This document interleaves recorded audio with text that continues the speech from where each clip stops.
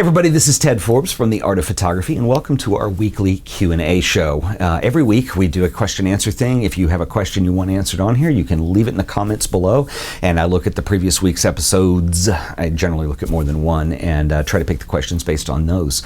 Just to give you a little example of what we're going to do today and a little preview of what's coming next week, I'm pretty excited because we did have a lot of questions that were asked.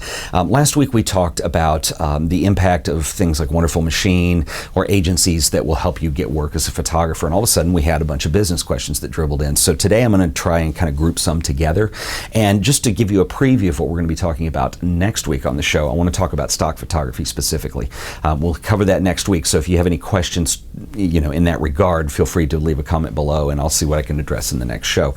But in terms of this week, it was weird because we did the Wonderful Machine thing. We talked about agency and photography, having a rep that is going to help you get work.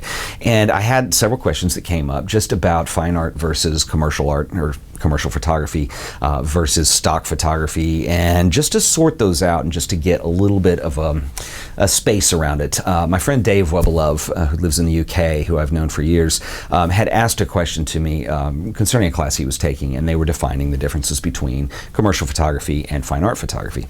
And my favorite definition of that, and I wish I could claim that it was mine, but illustrator named Brad Holland, who lives in New York, who I've known for years. Brad once was answering this question as a talk he was giving, and I thought it was a great response. He was talking about illustration, of course, but I think the same applies to photography. In commercial work, the need for something is established. You determine what that value is, what you're going to charge for it, and then you do the work, send them a bill. In fine art photography, you have to create something and then go determine its value and then try to sell it based on that. So, I mean, this is grossly, generalized, but those are the biggest differences between the two. I do think that commercial art can be on par with fine art. I think that fine art can be on par with the best of the commercial work. I don't think that there's a legitimate difference there, although you do see more liberties are taken generally with fine art, but that's separate than value. So anyway, I just wanted to clarify that. So, you have the fine art world where you're going to do work and then basically you're going to try to determine its value as you're selling it. With commercial work, and this is why you see most people who go into photography for a living, this is where the highest, chance of making any money is. With commercial work, generally you're going to find things that need to be photographed, there's a value associated, and you go sell that. Within that space, there is this subset that is known as stock photography. And stock photography typically are things like Shutterstock, Getty Images.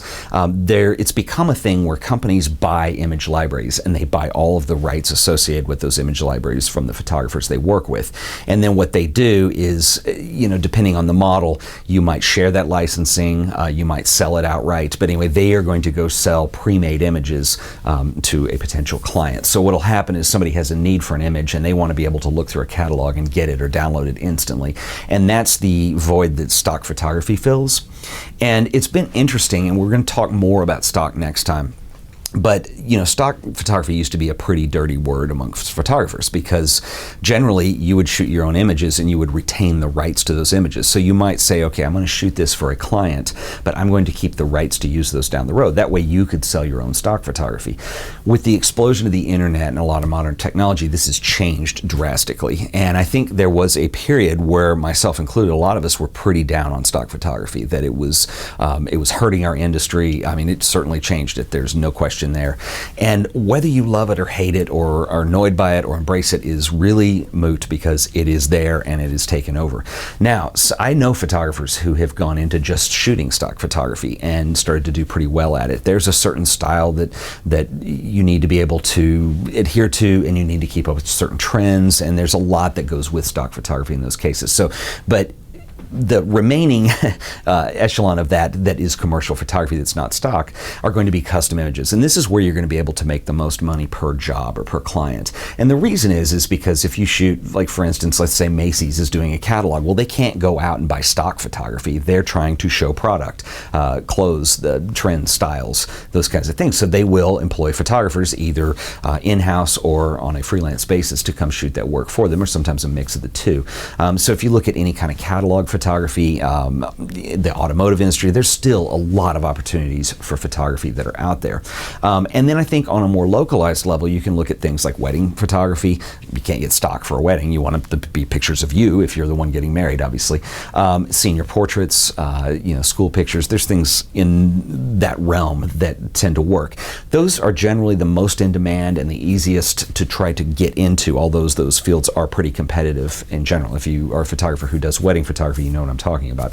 And then you have the catalog and the commercial work on the top of that, and even there is museum work where, those of you who know that I work in a museum, there's event photography around that, there's object photography, and so there's a whole realm of that. So anything that you can't get a pre-image for is going to be basically commercial photography that's not stock. So anyway, I want to make those delineations today. I know this is a little bit short of an episode, but what are the differences between fine art and commercial work? And really that's what it is. I don't ever see it as a quality difference myself.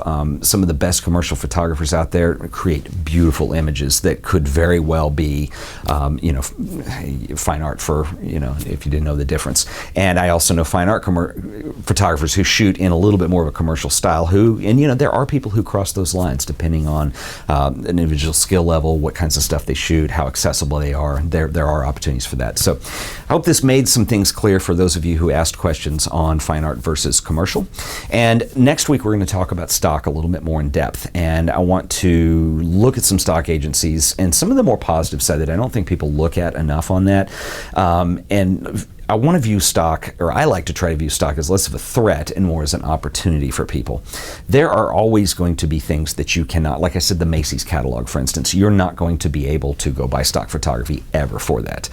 You might be able to use supplemental images here and there, but those people are not interested in that. They're interested in selling their product and having it viewed. So I don't think it's that big of a threat, but there is an opportunity there for certain types of photographers who want to go down that road. And we'll talk about that next time, so feel free to ask your questions below. Once again, this has been our Friday Q&A session on the art of photography. I want to thank you guys for watching, and I'll see you guys in the next show. Later.